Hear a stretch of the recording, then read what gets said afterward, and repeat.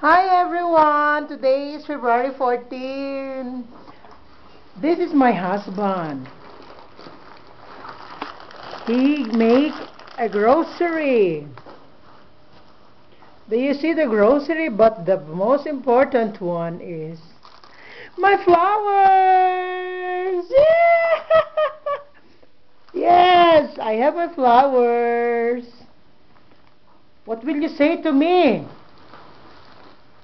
Bye-bye. Bye-bye for tomorrow.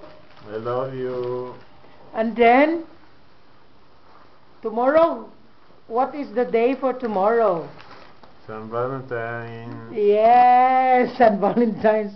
He's busy repacking. Ayan. Ayan, may I love you na siya. May flowers. Ayan, makakalimutan ba yung flowers niya? Oh, yan, ang ganda. Do you know what is the meaning of these flowers? The color is orange, meaning sincerity.